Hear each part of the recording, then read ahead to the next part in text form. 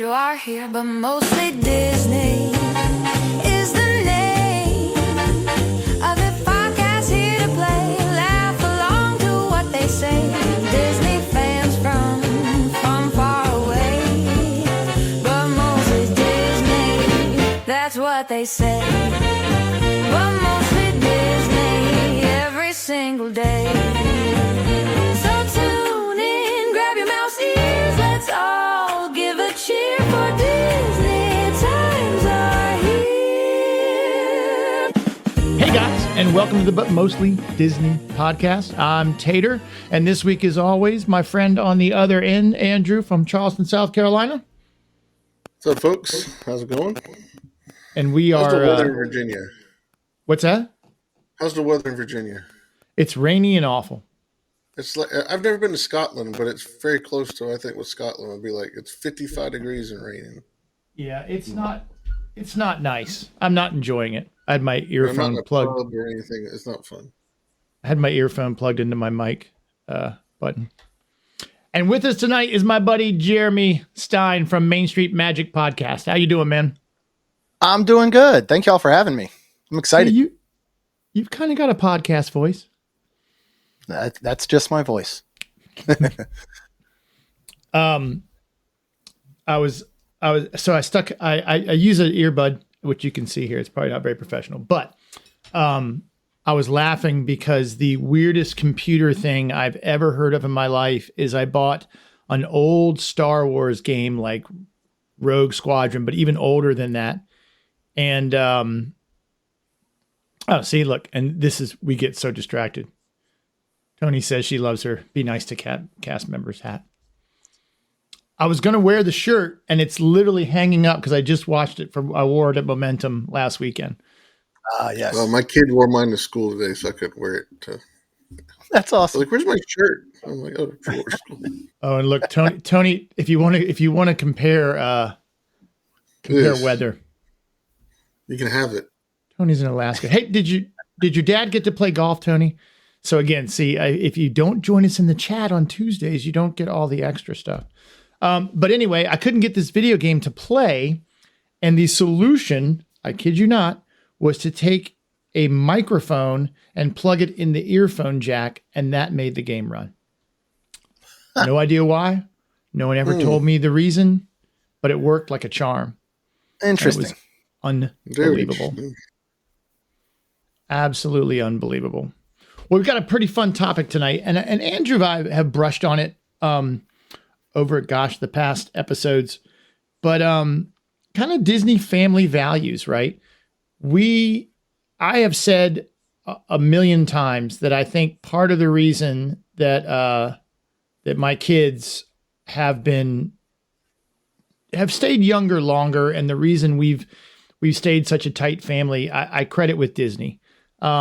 We started them early. I just posted, I think this week, their very first trip in a stroller. And we have, and I don't think it's offensive. I'm Irish. So if it is, I'm just making fun of myself, but we have what they call Irish triplets.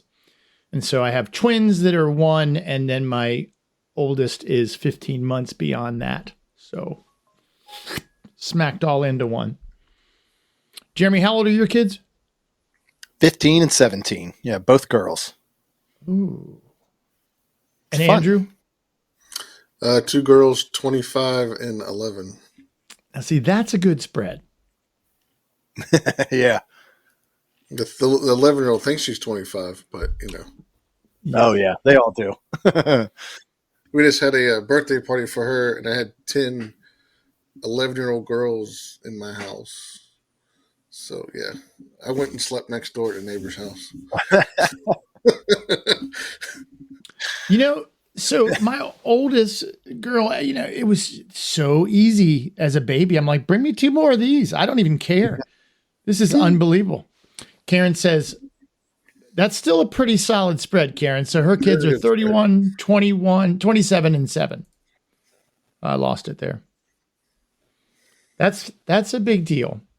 And we know Karen's a good Disney mom, so we don't have to ask her. But I do think, and I wonder, and maybe this is the question we can solve by the end of it, is does Disney help us be good parents, or are we the kind of people who would love Disney so much?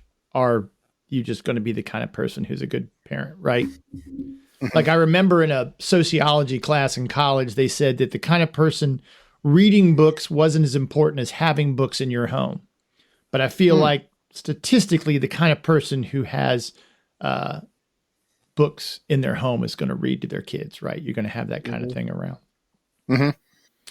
So we raised our kids Disney from the beginning, and I grew up Disney, right? I don't know that my parents really put a lot of thought into Disney parenting, but we definitely had Walt was on that TV every Sunday night raising us, right? Yeah. And continues to. Oh yeah. Absolutely. Yes, and Jill, Disney aunties are important too. That's my wife's best friend, who often accompanies us to Disney. So she's family by default, right? Yeah. But I do think that it'd be pretty hard to take Disney out of our family. I think, and there's a bunch of stuff, and please jump in with anything. I mean, the movies are kind of easy, right? Like it's easy to know we watch these movies with a lot of traditional family values and a lot of different types of families, right? Because someone's always dying. Disney's always killing off a parent and then telling a good story about how to survive that, right? Yeah, this is true. Yeah. I think the movies can teach you so much different than like even just taking your kids to the parks and all. Immediately what pops in my mind with the movies was taking our youngest, who suffers from anxiety, to see Inside Out 2, and sitting next to her and watching that movie and getting to kind of understand, like, hey, wait, this is what's going on in her head that she doesn't know how to explain to us. And that was one of those things where I'm like, well, that honestly kind of just made me a better parent, because now I know how she feels. I know what is going on in her head. Now we can look at ways to, adjust our lifestyles and stuff around that. So I think a lot of the times we've pulled so much from the movies, which is cool, because not everybody can get to the parks as often as a lot of us get to. So I think it's cool to have, the movies and the music from the movies and all that stuff that is always there. And it's always kind of a parenting tool, I think, for us at least. Well, and you hit on something there too, that, the parks were not part of my Disney childhood. I mean, we went like 2 or 3 times, but it wasn't like what my kids got, right? I put out on Facebook today and someone said, no, I think it makes you a terrible parent because it's going to make your child have a serious addiction that's going to make them financially irresponsible, which I would call excellent parenting. But that's, I might be a little biased. But these movies, they come in our houses and they're so inclusive. And I know sometimes, maybe that gets a bad rap. Like what I look, as anybody who watches or listens to this show knows, I don't do a lot of research, right? Everything is pretty much off the cuff, but I did Google it a little bit and I got a really broad spectrum of answers. And so I stopped, because I didn't, as we know, we are definitely following loose footsteps here, being choose the good. So I didn't want to argue about it. I'm not saying that Disney will make you a great parent, but those movies all put family together, right? Mm-hmm. I'm moving around a lot on the screen because my son took his chair back to school and I hate this chair I'm in. So the other one kept me nice and tight and straight. And now I'm leaning all around because I'm uncomfortable. So just if you see my head moving all over the place, that's why. Again, it's not good video, guys. You should listen to the audio. Winnie the Pooh teaches us stuff, and I can't, and I love hearing that Inside Out, showed your daughter something, right? Like made her feel okay and not alone, right? Because that's the thing. Yeah. We no matter how great our parents are, we feel so alone with our issues. Yeah. We feel like we're the only ones. I hadn't seen something like that represented on screen in that way, especially when it goes for like kids. Like I'll refer to Ted Lasso did it from like an adult, I think, standpoint when he had a panic attack on that show. I think it was like in season 2 or something. And so, then to see it, they go, oh, well, that's kind of what it's like as an adult. Here's what it's like as a kid. And then I also think, though, that the movies, because Disney centers them all around families and all kinds of families. And, we know that sometimes people don't care for them showing all kinds of families, but even that opens up conversations, I think, with your own family to talk about it. We choose to do it in a very positive space. I know not everyone does, but it does give that opportunity for us because, we live in a neighborhood that all the families are pretty similar to each other. So when you get to see that in movies and see how there's all these different families, throughout the world and all, and then discuss that with your kids, I think that's something that's pretty cool too, that they get to kind of learn through movies is seeing the way that other families, live their lives. And then of course, if there's tragedy in their family, like you mentioned, most every Disney movie has, certainly can teach us some things there, I feel like. Well, and that our problems are the same, right? Like whether, it's South America or, it's the Polynesian, I mean, or a German princess from, in the 14th century, we're the human condition is all pretty broad. I mean, I know, shut your ears. There are Disney movies I don't love, right? That I don't go back to and watch. I just don't, but trying to form a community here online and talking to different people all the time, I realize that my opinion may not matter a lot to someone else, because they love what they love, which is awesome. Yeah. Right. Yeah. I mean, it's very cool. So I know when my grandfather passed, Addison was 2 and Moana had come out. And when the grandmother dies, she really remembered that. So when my grandfather passed, she was like, so you mean like when grandmother died in Moana? I went, yeah, just like that. Yeah. So that kind of helped her go through that phase. Dealing with tragedy was because she saw it in a Disney movie. Yeah. It helped her out. And then like for me, I didn't get to go to the parks till I was in high school. So all I had was Vault Disney at 5 a.m. in the morning and seeing all the old stuff that my dad watched when he was a kid, and then the stuff that I had. So, and then working for General Motors, we have a big, we don't know how, we still have Test Track, but we had a lot of Disney classes that we had to take about interacting with customers and stuff like that. But it also kind of was like, well, you can use that at home too. Yeah. And just some of the values. So it's kind of not even leaked into the world, but leaked into like businesses and families. And, I think a lot of Walt's thinking and teaching, I guess you could say teaching through his movies have helped a lot of people through the years. Yeah. Yeah. It's that culture, that Disney has created. Yep. And it's not only from a business standpoint or a family standpoint, it can be both of them, which I think is cool. My brother works with businesses all the time, with what he does. And when he's come to Disney with us, he takes so much back with him of the culture and the way that they do things.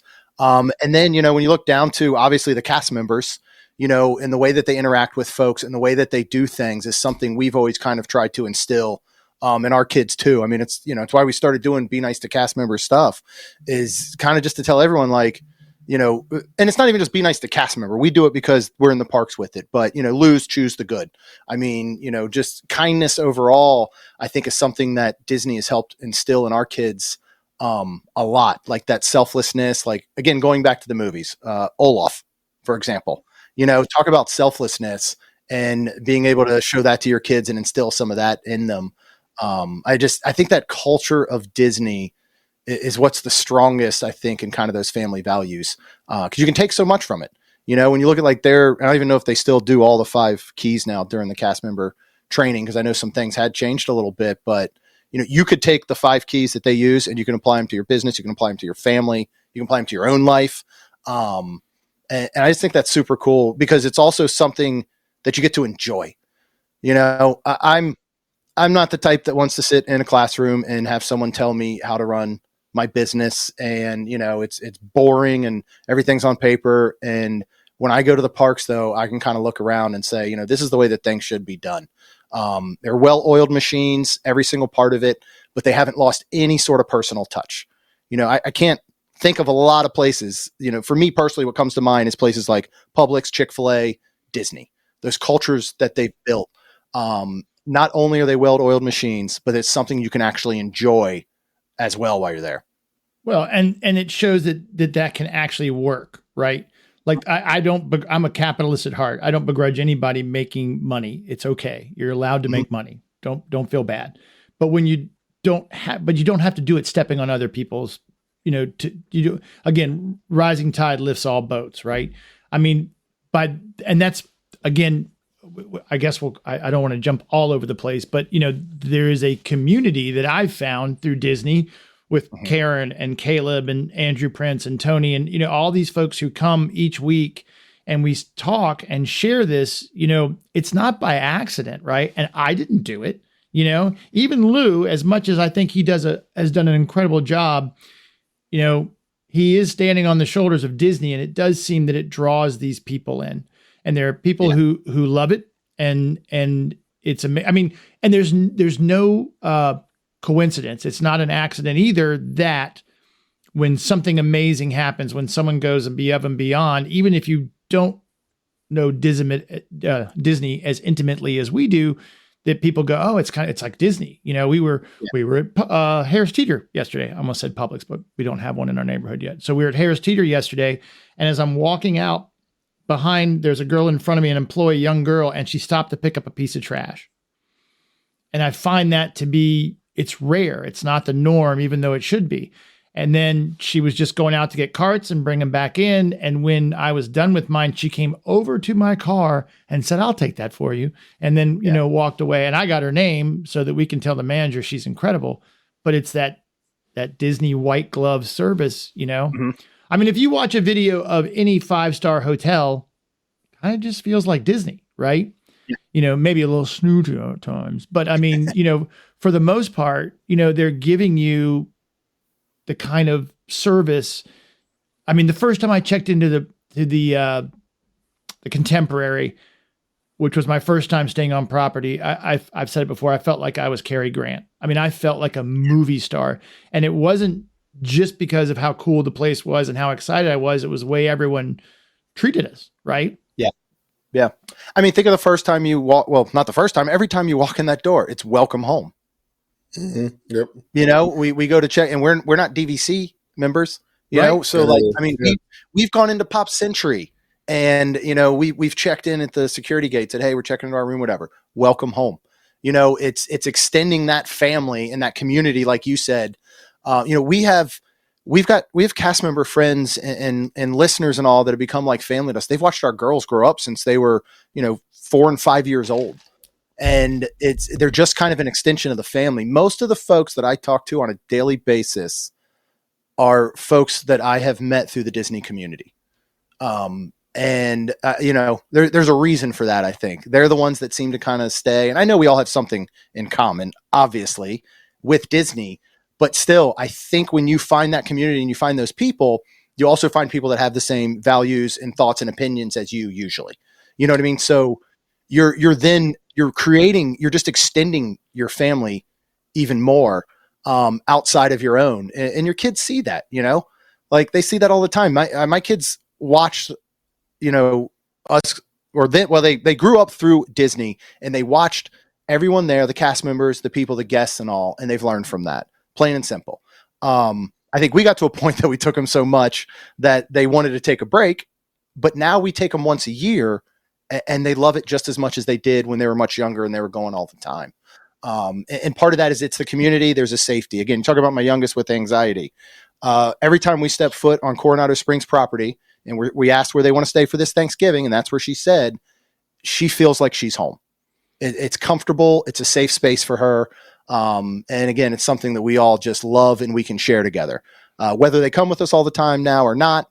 And I hope in the future, when they have their own kids, that I'm taking them and their grandkids, and we're just continuing that tradition and those values, because so many of the traditions that we have now have been born out of Disney, and it doesn't have to be in the parks. It might be at home. It might be watching, the parade on Christmas morning, and just making sure that we do that every year, but it's still something that brings us together as a family, and year after year, really. And, and as you're saying that, I'm thinking, because so we have similar experiences. Like, look, my kids like to go do stuff, right? They go out with their friends, and, there's part of me that stands at porch waving goodbyes, my little people who just they used to fight Hoover who got to snuggle next to me in bed, now they're getting out of here, kind of cats in the cradle and the silver spoons. But they do look forward. Dad, when's Disney this year? When are we going? Or if I was down when we were down at Momentum, my son came over from Jacksonville and we went over to the parks, and they still like being around us. Right. And some of that is built on, I don't want to quote Hank Williams, but a family tradition that we've set up. And I wonder, to bring it back around to the movies, Disney's been setting up tradition for a long time, right? Mm-hmm. From Spin and Marty to, all these, we all know Walt was, an American because they tell us right at the beginning of Carousel of Progress every time, he put these American traditions into, our blood, right? And maybe we did start learning this early. I was thinking when we were talking about diverse movies, I didn't even think about how long Disney's been doing that, because you watch The Horse in the Gray Flannel Suit and he's a single dad, he's a single dad living with either his sister or his wife's sister and raising a daughter by himself. Parent Trap. I mean, it's ridiculous that they would literally not tell that there was a brother and a sister. But again, Divorce, which wasn't a popular story. I mean, that was probably pretty edgy at the time. And yet that's what goes on. And again, just finding a place where Disney brings people together who might feel alone, right? And still brings it home that it's family, Yeah.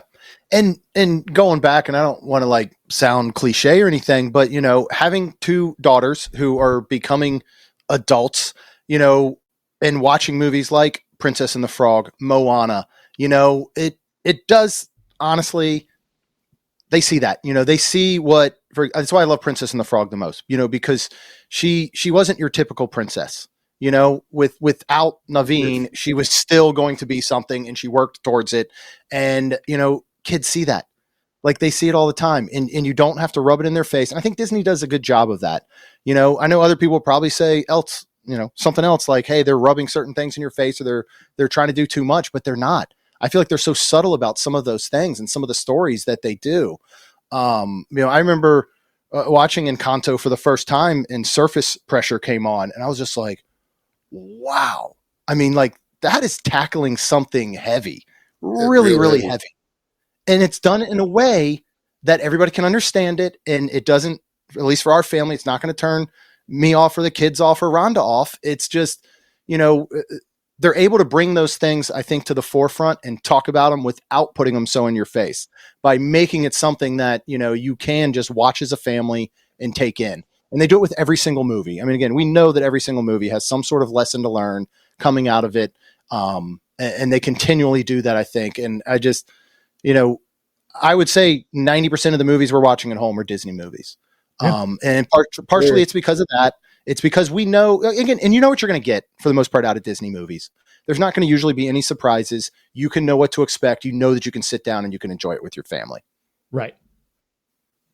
Right. And it's pretty incredible. And I just put up on Tony brought up that even talking about adoption was taboo, right? I mean, that was, And if you, I guess, gosh, if you even think about it, the whole point of Disneyland was a place where parents and kids could go together, because Walt, I don't want to speak for Walt. Maybe there was a separation between how we felt about it and how, what was going on with our families, right? That parents and children were to be seen and not heard, that they stayed off in the corner. And meanwhile, Walt wanted to hang out with his kids when he had time, right? You get so much. I mean, look, I was a stay-at-home dad for a while because I can work from home, and I still don't feel like I had enough time with my kids, Oh, yeah. Yeah. And I think that's what you were saying earlier about, your kids want to be with you. I mean, a year ago when our daughter was 14, there's no our oldest was different, but when I was 14, when my wife was 14, I'm sure when you guys were 14, the last thing you want to do is hang out with your parents, right? I mean, I think things have definitely changed in some ways, but last year where we were struggling so hard just to get our daughter to talk to us after she got home from school. She heard that Ralph Macchio was going to do the candlelight processional at Disney. And she came to us and said, "Can we go?" And my wife and I took her. It was just the three of us. And that weekend we got to connect again, like ways we never had before. And the only way that was going to happen was at Disney. I don't think there was anything else that could have come about that she would have been like, she certainly was going to be like, "Hey, let's the three of us go to the beach this summer." She doesn't want to be at the beach with her parents. And maybe she's using us a little bit to get herself to Disney, but still, once we were there, we created so many memories, and we were able to just kind of get back into her life any way we could. And we do that now. I took my wife, Rhonda, and then our youngest, Lacey. They went to a concert in Miami back in July. So I took my oldest daughter and her boyfriend to Disney for the weekend. And again, I would have not been able to connect with those two and have the moments that we had without Disney being involved, because there really wasn't anything else that the three of us were going to be able to do for a weekend like that. Mm-hmm. Yeah. And Karen, I just put up again, Karen brought up that Turning Red and Elemental, the daughter's feeling pressure, maybe sometimes as dads, we miss maybe a little bit. I don't know. I feel like I have a pretty strong feminine side. I miss it. My wife has to tell me, "You missed that whole conversation." I'm like, "I'm going in the other room." Turning Red probably taught me more about being me too. a father of a girl than anything else in my entire life. Yeah. We saw the movie really theater, and I was like, "Wow, I just learned a lot." Look, right? And Tony, who found this our little group here through golf videos, because her dad said I was the only golf guy who didn't try to focus on how good I was, but really more how bad I am at golf. But she's traveling with her parents, Yeah. Which, running it the other way, which is, it's pretty incredible. And community, built from the movies and the parks, right? If for nothing else, it's a family vacation, right? Now, I will say that I did leave a couple weeks ago, and it was the worst of what my friends who don't like Disney, this was what was going on. Kids screaming, dads had lost their patience, some guys yelling at his wife, "Stop talking." Look, Disney is definitely escapism. And a buddy of mine on Facebook, who I may have run a little wilder with in my younger days, was like, "Okay, I'm trying to wrap my head around it, but you really, really, really like Disney, don't you?" Okay, that's okay. And I'm like, well, a lot of the same things as when I drank, right? Trying to escape. Big kid doesn't want to grow up, right? It's just that Disney's a little less self-destructive than my previous habits, which, but you're allowed. Right. Yeah. You're allowed to go there and be a kid, I think, which is cool. And there's not a lot of places you get to do that. I enjoy Universal. I don't feel like a kid at Universal. Right. I just don't. There's just something so different about the way that Disney does things. And maybe it is because it's so ingrained, obviously, in my life as you look at me and all around me. But still, there's just, there's a feeling that you have. And I think you're right. It is part of that escapism, if it's just being able to get away. And who doesn't need that nowadays? To be able to just go there and just enjoy yourself. Everyone needs that. Tony says it was because my son and neither one of us wanted to get up early for golf. I do remember that. It was really early. I think I hadn't had coffee. Seamus is in the background just rolling his eyes, but we were doing it together, right? Son and dad. Yeah. I've said this before. He picked up golf 2 weeks before he went to college. Like, we could have been playing golf for years. I took him. Yeah. I took the girls out. I tried to get someone into it just so I could go, "Oh, baby, I want to do the gutters, but I got to take the kid golfing, Father, it's family time. There's nothing I can do about it. What would Walt say?" Yeah. So my first father-daughter trip was a spring break, and it was eye-opening for me. Just her and I doing whatever she wanted to do in the parks early in the morning, and afternoons we hung at the pool. And I probably had more fun hanging by the pool with her than, standing in line for the mine train or whatever. It was just spending time with her, and then knowing we were, because we're lucky we get to go down more than once or twice a year, knowing that we can come back again and do this again whenever she wants to, and it could just be her and I. It could be all four of us, or just her and her mother. Whatever. But the escapism part of it, it makes even special because I can just turn the work off. I can turn outside influences off and focus on her, or focus on my wife, or three of us, all four of us. So yeah, it's part of one of the better things I like about it. That, and like we said before, I can go there and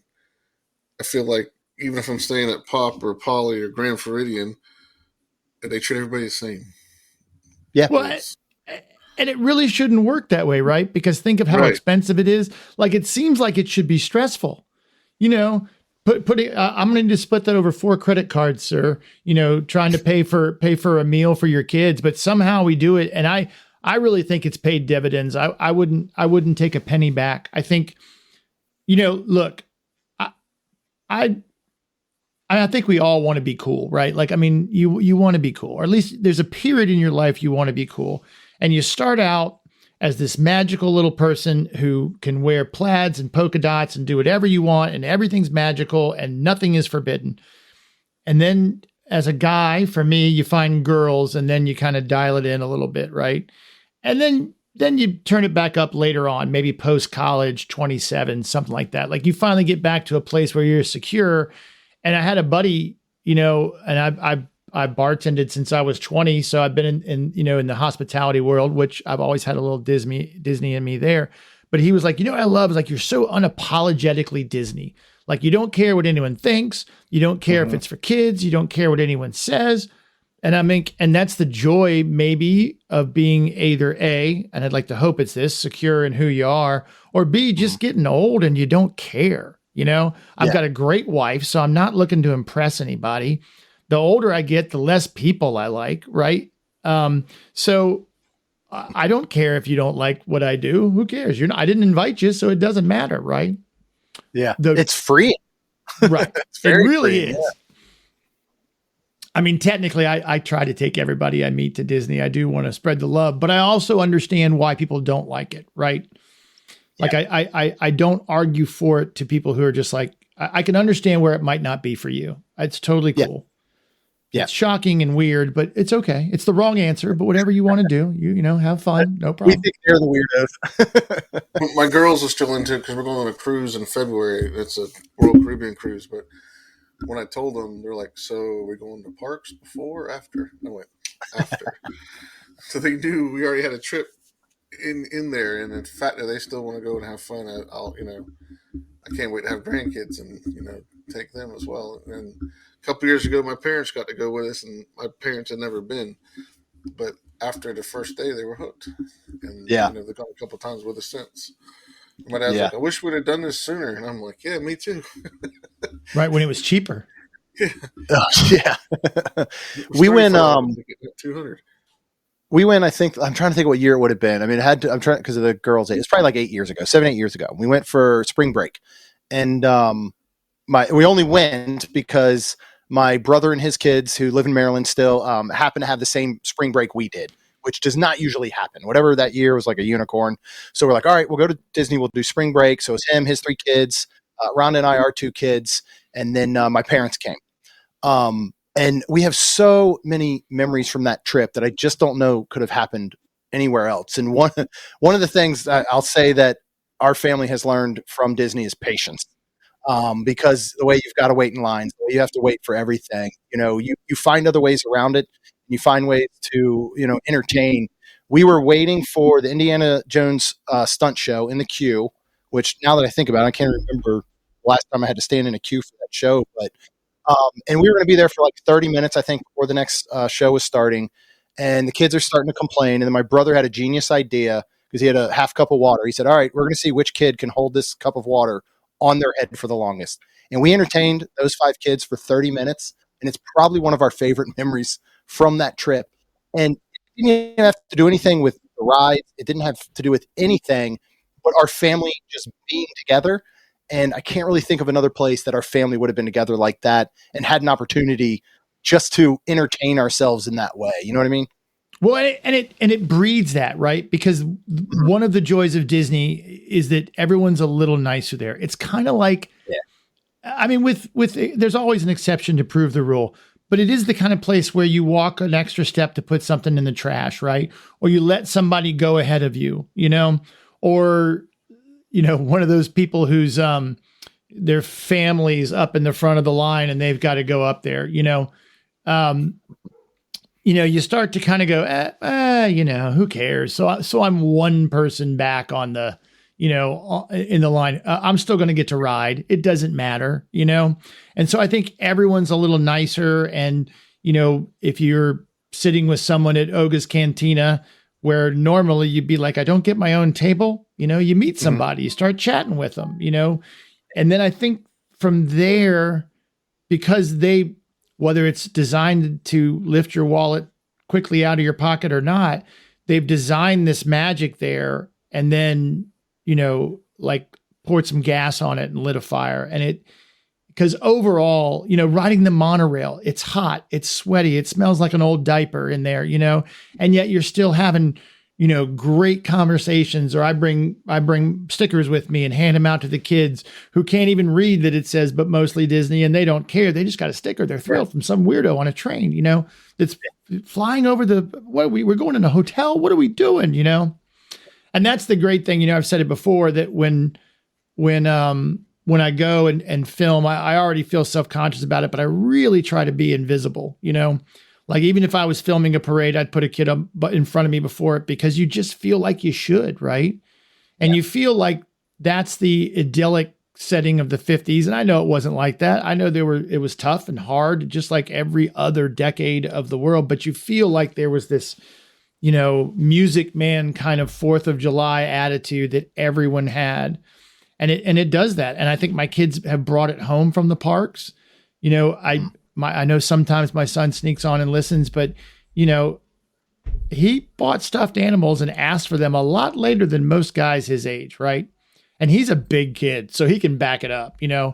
If someone had made fun of him, he was going to knock you down. I mean, he was stronger than me in like 8th grade. Right. I didn't tell him that till like 11th grade, but in 8th grade, he probably could have tied me in a knot. So, he was definitely a guy's guy, and yet, he liked toys. I mean, just out of frame is like 7 lightsabers. He came home. I swear to God, he came home from college and was like, when we went back down, he's like, Dad, can you bring me a couple lightsabers? Yes. Yes, I can. That's awesome. My son. It keeps you young. He wouldn't take his Star Wars sheets with him though. I was like, do you want your Millennium Falcon bedspread? No. The girls are going to want to lay with Wars. Yeah, I would have done it. But I do. I think you nail on the head there, Jeremy. It's exactly right. It keeps us all young, right? And I think I've mentioned this on the show before, but they learn some important lessons, right? Like I miss the days when it was truly a big planning event. You started, 6 months, 3 months out, planning the times, the salt talk negotiations over what restaurant we were going to eat in, because as loving and wonderful as my family is, we all have our favorites and trying to adjust a schedule. They learned that. And then with their money, what I did was, after the first couple of years when they're like, I want this, I want this, I want this, I want this, then I said, okay, you've got $75 and you've got a chart for the 30 days before Disney, and it can go down, or you can keep it at 75. And then when they went back to the park, they're like, oh, I love this, Dad. I'm like, well, do you want to get it? You've got the money. Well, Dad, I'm going to hold off till Thursday to see if when it's your money, you're a lot more discriminate in how you spend it. Whereas when it was my money, we're buying everything on the first day. And so they learn these lessons in the parks. And it's not that you couldn't have learned it somewhere else, but what a great sandbox for teaching your kids how the world works, Oh yeah. That's a great tool. And that's the thing too, like you're saying, there's all that family time that builds up to a vacation. Like you said, you're figuring out where you want to eat, what rides you want to do, what parks you're going to on what days, all of that. And then, I know, we can joke and say, well, teaches your kids to be irresponsible with money and spend all their money at Disney, but you're proving that right there. It's actually teaching them values and the importance of money and all of that. We, as soon as the girls could start to understand, we told them what Disney cost. we would sit in a hotel room. We would say, how much do you think this costs for the night? You know, and their kids are like $20. No, not exactly. But it's just starting to show them like, this is what things cost. But it also, we've tried to teach them like, look, this is our happy space, right? This is the place we want to go and spend our time and spend our money. How do we get that money? We work hard when we're at home. So now we're trying to instill those values in them as well, just on the simple fact that we need money to go do the thing we love, which happens to be Disney. So show them that if you want to have that escapism, if you want to get away for the weekend, if you want to know that you have a trip every single year, you got to work hard for it too. It's not just going to come to you. So again, you get to kind of just teach those types of things to them that they can learn other places, but they're not going to learn it in the same way that you can at Disney. At least it's fun. What great motivation, right? Like it's a next level. Like, oh, you know, you can't go here if you don't save your money, but it's so much, you know, I mean, Karen says the same thing, you know, because look, I'm not rich, right? You know, I mean, and I mean, to travel with 5 people, the food bills alone. Oh my gosh. And I want to go do stuff. So, you know, I want to go to Cinderella's Royal Table. So we would do a sit down meal each day, and that adds up quick. Tony, the show is not that great. She is in Denali and said she's staying late at work. But I think if it's snowing in Alaska, maybe you should go home. You're making me nervous. We're not. That was it. All the good stuff's already been said. Everyone can hang up now. And it's true. Every vacation costs money, right? They're all expensive. But you know, it's no joke. I mean, as much as I'm not a Disney apologist, it's going up and up and up every single year. Yeah. And so is everything else. Right. Same as everything else. That's true. It's relevant. You know, I have people at work go, you're going to spend how much on that? I'm thinking, how many times you go on a cruise and you eat at the top shelf restaurants on a cruise ship and pay extra for that? It's no different. And, you know, it's all, you know, I get it all the time. You're going on another Disney vacation, money bags? No, I save money. My wife jokingly says she works so we can go to Disney, but part of it's true, but the other part, you know, it's we save for it. But everything's one of the. I love that. Tony, one Tony of the shows we do every other year, and we're due for it next year in 2026. We do a cost of a vacation show, and I take 10 destinations throughout the United States, vacation destinations, Disney being one. I do Universal. We usually do like a Broadway show, going to Vegas, going skiing, all this stuff. And I break down as evenly as I can the cost of that entire vacation, right? So I try and find restaurants that are similar, and we break down how much lunch might cost. What are the hotels going to cost? What is the activity going to cost, whether it's park tickets or, you know, ski lift tickets and all that type of stuff. But what I do from there is break it down on what you're actually getting out of it per hour. Because all the money you spend at Disney, you got to think, you know, you might be showing up at Magic Kingdom at 9 a.m. You're not leaving till 11 p.m. You're spending sometimes the same money. I mean, we took our daughter to a concert, right, the other weekend, or actually it was last week. 3 tickets for us, not great seats. We're close to $400, just the tickets to get in there. The band that we went to see played for an hour and 20 minutes. So in reality, if you only look at that one cost, we paid $400 for an hour and 20 minutes worth of entertainment, right? Let's just say those same 3 tickets cost around $400 or so at Disney, and we're there from 9 a.m. to 11 p.m. You know, your value and your cost per hour, if you really want to break it down that way. And as we do that, I believe Universal came out a little bit technically cheaper than Disney, but I think Disney was like 3rd or 4th. And you had all like towards the end, I mean, or so it would have been what, 7th, 8th, something like that. But stuff like going to a Broadway show, going to a football game. Right. When you look at the cost of the 4 hours you spend at a football game compared to an entire day at Disney, Disney doesn't look so expensive anymore. No, that's 100% true. So look, I played football in high school. I love golf. I don't watch sports. I never have. I lived in Jacksonville for a while. We would go see Jaguars game. I'll go see anything live. I don't follow sports is what I should say. I'm pretty sure that's why my wife married me.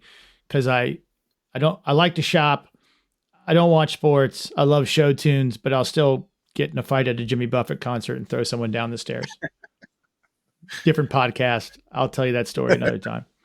But But yeah, I mean, I watch my friends, and I mean, if you buy a jersey, I mean, and I feel like, and I know Andrew watches sports, and if you do, Jeremy, close your ears. But I was just like, look, I get to play. I'm not just a spectator in my hobby. I get to be on the field with every dollar I spend, and I love it. My oldest is supposed to do some kind of cartoon for that too, because look, my friends make fun of me. You did what? You spent what? You're doing a podcast? What you're doing? What YouTube? Why are you spending your time on this? I was like, because I love it. Well, you're not making any money, not yet, right? Yeah. And if not, who cares, man? This is so much fun. I love these Tuesday nights. Yeah. Because again, when you're staring into a camera by yourself, and Jeremy's in Florida, Andrew's in South Carolina, I'm in Virginia, how else but a Disney community do you guys end up getting together? Yes, most Right. Jimmy Buffett concerts are not violent, by the way. It was a very odd situation, Tony. Only the ones you go to. Just this one time, and my wife would kill me if she knew I was even talking about it. The guy deserved it. He deserved it. All right. I bet he did. You Just so deserve she, my fist in your face. It's okay. just so she knew I had some toxic masculinity left in me, that I could do it. Oh man. But it's, I love seeing the other families at the park, and it does kind of bind us together. It puts us on the same playing field. All right. So we got the movies, we've got the parks and the vacations. What else does Disney do for our family values? How else does it put us together? I mean, kind of have touched on this, I think, all along, but I think kind of the generosity, and being in that safe space. I always refer back to just stories. It's just my best way of kind of telling examples. And again, my girls were really young. It was around Christmas time. We were at Hollywood Studios. We're on Sunset Boulevard. And there was an older gentleman, long gray beard. He was in an ECV sitting there, looked like Santa a little bit. And we were kind of walking next to him. And he just looked at us, kind of struck up a conversation and said, I have basically a bag of gifts here, that I'm giving out to people. Would you mind if I, give something to your girls? And he gave them each, like, I think at the time might've been like a little Star Wars figure or something. But first of all, in what other environment do you feel safe with a stranger giving your children things? Right. Yeah, So that's exactly. one. But two, it just shows the kids, we walked away and we're basically like, kids, that was a real life Santa that you just met. And they're asking like, well, who is that guy? Why is he giving stuff to us? He doesn't even know us. And we didn't know his story, but still it opens that conversation. We're like, well, maybe he doesn't have grandkids, or, his kids grew up and they moved out. And he doesn't see them a lot, or who knows, but his story doesn't matter as much as the fact that he's in there and he's showing that generosity to complete strangers. And it helps teach them, hey, show it back. So we try and do the same things. You're talking about Disney being, clean and there's not trash around and all. You go into a place that's a little bit dirty, it's kind of easy to just maybe leave something aside, or maybe not pick something up. But at Disney, it's so different. I got up early when we were there for Momentum Weekend. We stayed over at Riverside, and I got up every morning around 6, and I left the room, and I went and kind of just walked around the property or sat and did some work. And every morning, they're out there by the pool and they're pressure washing all of the pool deck and straightening all the chairs. And, they're making sure that every chair is at the exact same angle, the chair backs on the loungers. They're blowing off any leaves or dirt or pine needles or whatever it may be on any walkway. I have walked through Coronado at 6 a.m. and I've watched, the janitorial staff wipe down every trash can with a wet towel, and clean every last thing. And so you walk into that environment, it makes you want to keep that environment. So it doesn't exactly work as well in our kids' rooms, but at least it's something we can try and instill in them. Like, is this the type of environment you'd want to live in? Like, look at how clean this is. Look at how much they keep it up, and look how much pride these people take in the parks, down to janitorial staff, So I still think it shows them like all those different values that they can pull from watching folks at all different levels. Well, It's the fact that you can watch that same janitorial staff next to a guest experience manager, and they're kind of working hand in hand often, Well, and that's the thing, right? Is it doesn't always work on our time, right? Like maybe it doesn't translate to you get home and then, Dad, I'm gonna clean my room and I'm gonna put a trash can every 7 feet so that when I have a hot dog, I know where to throw the wrapper. But down the road, right? These little things stick, and it's just planted seeds, right? And then it grows and blooms at a different time. I mean, Karen giving their balloons away as they leave, and at first I thought it said sheer joy, but it says share the joy. But what sheer joy that is to someone out of nowhere, because we don't see it that much. And it's funny, Tony, that you mentioned this about when we do the dining plan, we always had quick service left over. Always. We never just couldn't get it done.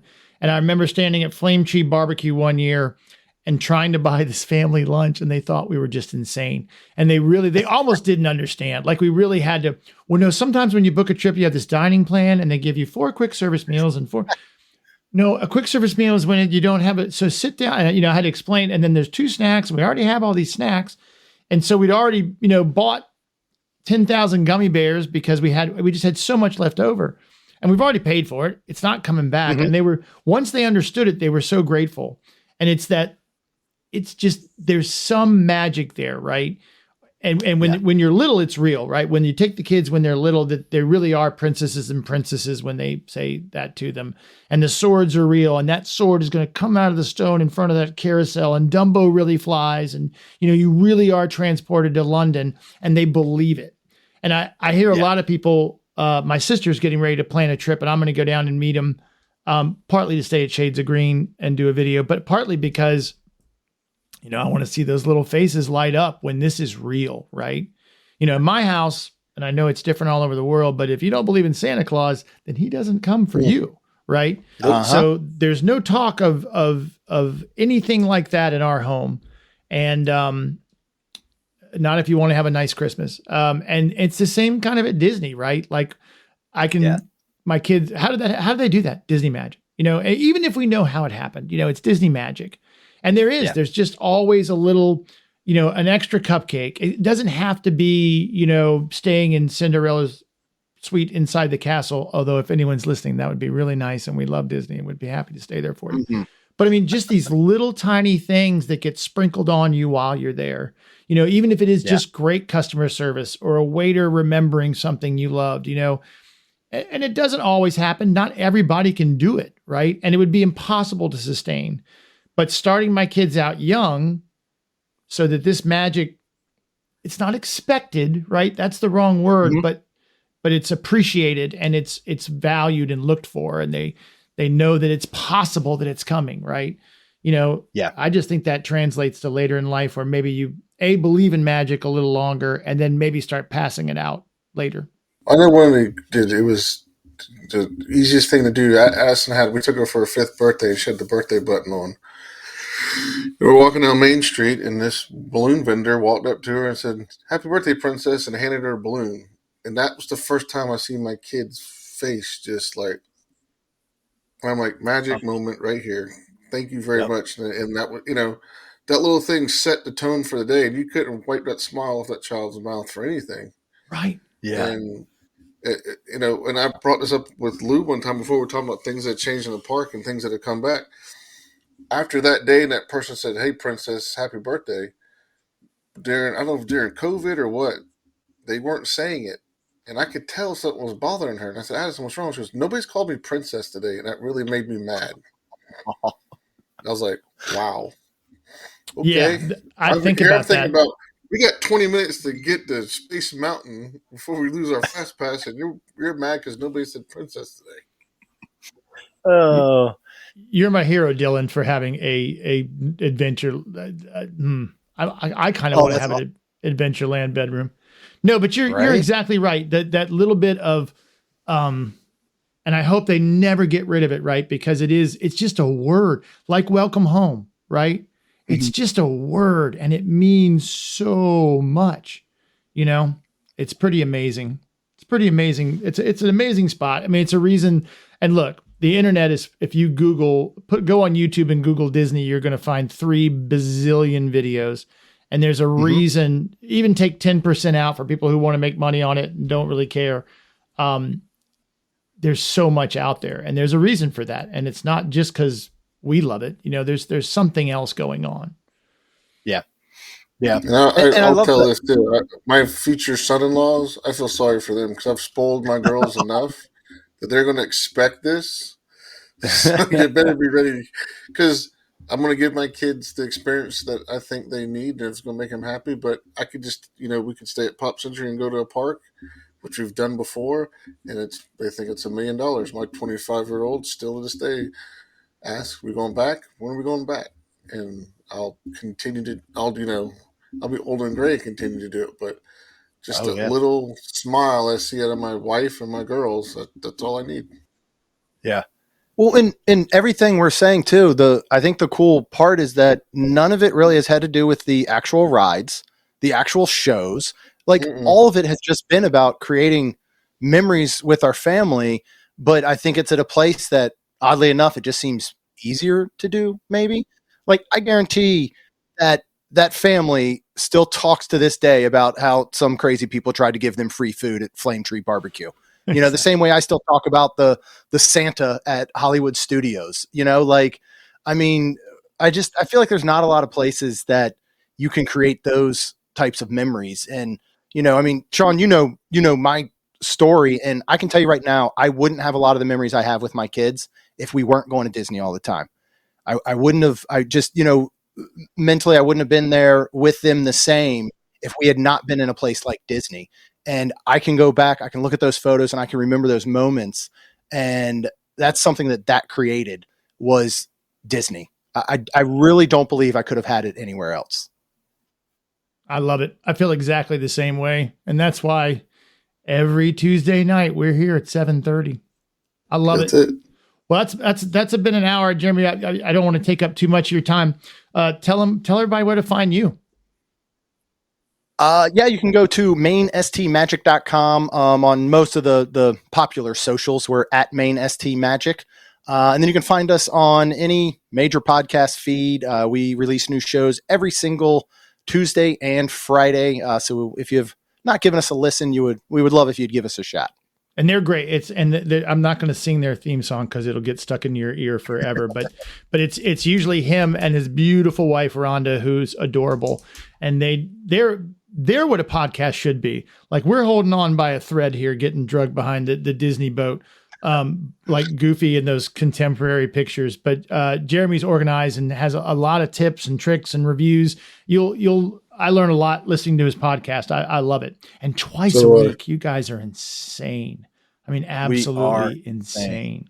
Yeah. What we figured out, and my advice to anyone who's starting a podcast, is do not start doing 2 episodes a week, because once you do it for so long, that's what people expect and that's what people want, and you keep doing it.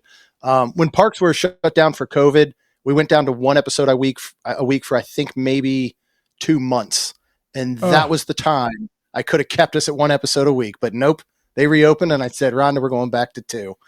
So we did. So yeah, 2 episodes a week. I'm proud of you for not being a slacker, because we would have, I would have written my senator about that. All right, I don't have a lot else to do, so fills my time. So I saw the trucks running, Andrew. Yep, I actually did a truck update. I'm editing it now, so I had to go back and record it twice because I still can't just post it like you told me to. I find something wrong, and I go back and redo it. But no, it's almost there. The next thing will be to paint, and I bought some Big Owl stuffed animals when I take it to shows and stuff. I'm waiting for their old vintage, like from the 70s. So I'm pretty interested to get those things in here and look at them. So that's awesome. That's interesting. So yep. My dad is Big Al. That's what he's gone by. So I mean, Big Al, and that's my favorite character. That's all right. See, Dylan's trying to get us started on Jeremy and Rhonda. Dylan's the best. I've gotten to know Dylan over the past few months. And he's got, and Jeremy's got a great merch shop too. I mean, they've just released some new shirts that are incredible. Look, there's one right there. Yeah, that one's cool. I gotta get that one. It's our constant Hatchaway one. We're trying to do fun things. Somebody I've worked with for a long time and some other spaces is an awesome designer. So he became an AP like 6 months ago. And so I was like, hey man, you're in the family now. You're in Disney, man. Why don't you start designing some shirts for us? So luckily he started doing that. So we got a lot of cool stuff coming out. and I don't know if you can read his hat, but it says "Be nice to cast members," which he has on a bunch of shirts. And every time I wear mine, like sometimes you get to go around the People Mover an extra time, Yes, you know, do. or Sometimes. or at least that, you know, everyone goes, "Oh, hey, thanks, great shirt," you know, which is fun. It's fun to interact that way, and it's cool. And then I appreciate it. we have some shirts up. I think I had to take the word Disney out of my logo, so it's just BMD. But you can head over to butmostlydisney.com, and there's a merch shop there. And I just posted today that if there's, I've been putting little park sayings like "now is the best time," stuff like that on the front of them. My favorite is "the line is the ride," which is something we started saying when Disney started doing those interactive cues. I'm pretty sure we made it up. I think it's ours. But I'll take it. my kids would go, "Look, Dad," I go, "the line is the ride." So now I love that. when we're stuck in there for a long time and everyone's sweating and staring at their phones, come on, guys, the line is the ride. And then I've got a newsletter. So I'll leave that up there just for a second. You can scan that QR code, or of course, this will be on YouTube afterwards. And sign up for the newsletter. I'm 2 weeks in a row on that, which is really good for me. And I promise I'll keep working to try to get that every Tuesday. And then we'll be back again next Tuesday night. We even have another guest. Stephen is coming back on, Andrew. This is how much, I don't even think I told Andrew that you were coming on tonight. I think he's literally saw it on the internet. Okay, I couldn't remember. I told you, we're not really planners around here. We'll go Monday morning. How about we talk about this? Sometimes Okay, it's sounds Tuesday afternoon. Hey, what do you want to do? But he's going to come back on and talk about, you know, I was just in the hospital, so I'm moving slow. Talk about some strategies for getting your legs and body right for those 30,000 step days. Because my twins turned 20. Well, today is their 20th birthday today. Oh, wow. I know it's sad because they're both in college. We went up and saw Charlotte last Saturday and gave her a cake and a card. And we saw Seamus the weekend before in Florida. But speaking of traditions, we've always had cupcakes at 6 a.m. because my wife's a teacher. So we all get up early on everybody's birthday and have cupcakes for breakfast, which is how I know I'm a good dad. And Yes, didn't get to do it today. So I'm a little bummed. But next year they want to drink around the world. Okay. So Research trip. Let's go. I'm worried it's going to be extra steps, and someone's going to have to drive them home, which will be me. So, but I'm looking forward to it. Jeremy, thanks so much for coming, man. Again, please go listen to his podcast. It's incredible. This just shows you that, I mean, technically, I guess in some world we'd be competing for audience.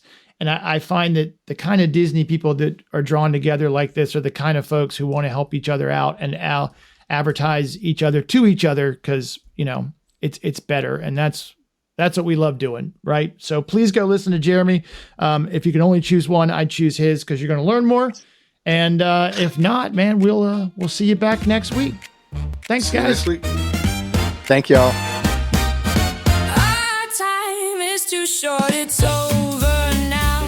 And we hate to say goodbye, but we'll be back next Tuesday night, or at least we sure will try.